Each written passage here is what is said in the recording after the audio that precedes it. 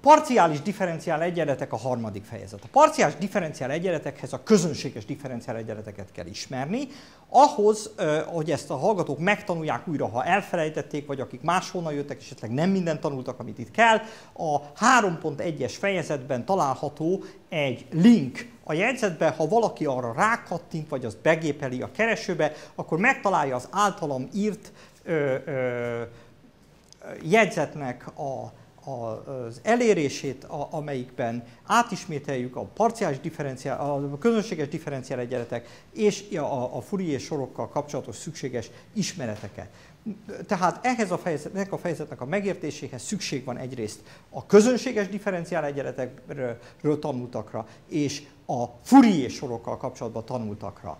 A Fourier sorokkal kapcsolatos tanultakat is egy korábbi általam írt A2 jegyzetből megtanulható, de itt a hallgatók kényelmének a kedvéért megismételtem ezeket, és ez a 3.1.1-es fejezetben találhatók a Fourier sorok, a Fourier együtthatók.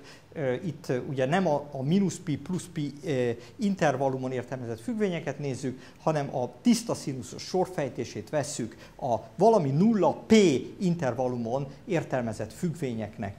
Ez itten teljesen le van vezetve, és a legfontosabb tételek össze vannak foglalva a jegyzetnek, tehát a 3.1.1-es fejezetében. Sőt, a 3.9-es és a 3.10-es formulák adják meg a tiszta színuszos sorfejtését egy 0p intervallumon egy függvénynek, amelyik bizonyos feltételeknek eleget tesz. Na most ezeket felhasználva tudunk majd megoldani az úgynevezett változók szétválasztása módszerrel parciális differenciál egyenleteket. Mi ebben a fejezetben csak a lineáris parciális differenciál egyenleteket tekintjük. Három fajtát nézünk, a rezgőhúr, a hővezetés egyenletét, illetve a Laplace egyenletet.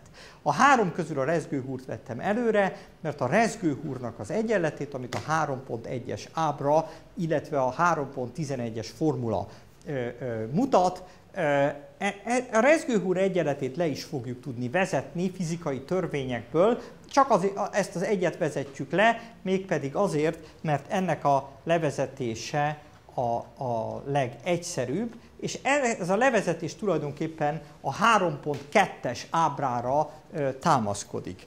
Tehát miután felírtuk a rezgőhúr egyenletét, azután a változók szétválasztásával és a Fourier módszerrel megoldjuk. Tulajdonképpen itt demonstráljuk, hogy mi a Fourier módszer, de az egyetlen hely, ahol ténylegesen végigszámolunk mindent.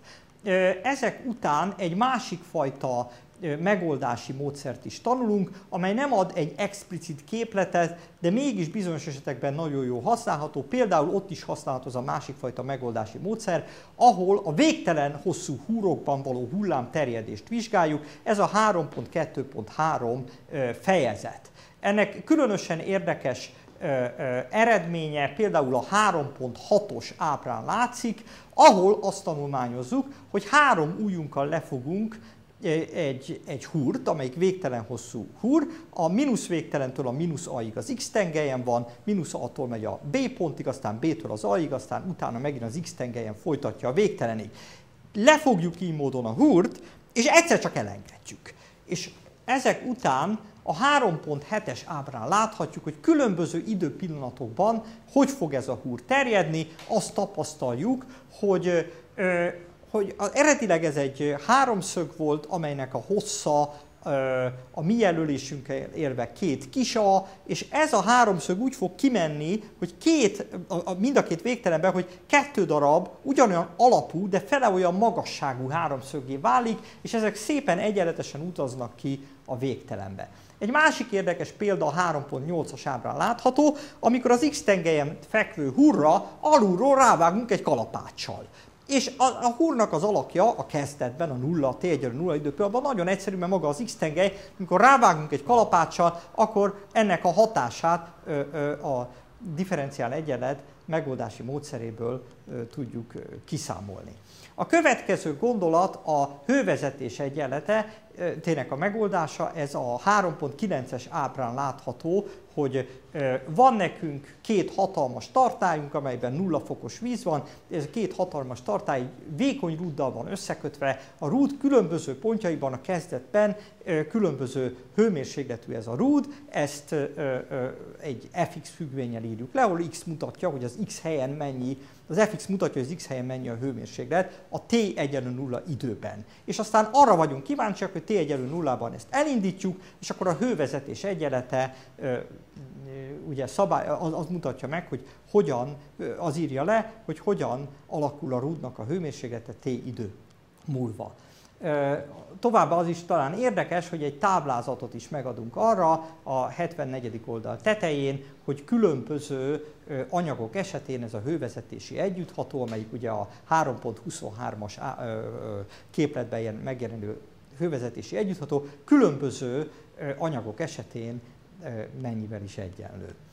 A következőkben tekintjük majd a végtelen hosszú húrban a hővezetést. A végtelen hosszú húrban a hővezetés, ennek a problémának a megoldásához szükségünk van a Fourier transformát bevezetésére, és a 3.3.2-es fejezetben levezetjük, megmutatjuk, hogy hogyan kapjuk meg a Fourier transformátat a Fourier sorokból. Ez egy nagyon heurisztikus levezetés, mindenkinek érthető, nem nagyon pontos levezetés, de lényegében megmutatja, hogy jön ki a Fourier transformátnak a képlete, és ennek segítségével a 3.3.3-as fejezetben a végtelen hosszú rúdban való hővezetés leíró parciális differenciál egyenletet egy közönséges differenciál egyenletté tudjuk átalakítani. Ez történik a 82. oldalnak a legalján látható, az a közönséges differenciál egyenlet és az a Cauchy feladat, amivé az eredeti problémát átfogalmaztuk. Végül pedig a Laplace egyenletet vesszük, amelyiket csak egy téglalapon tudunk tanulmányozni. Itt a Laplace egyenlet, egy téglalap belsejében a Laplace egyenlet, tehát az UXX plusz UYY 0 teljesül, és a téglalapnak a határán pedig elő van írva a keresett függvénynek az értéke. Ez szintén a Fourier módszerrel, a változatok szétválasztásának módszerével oldjuk.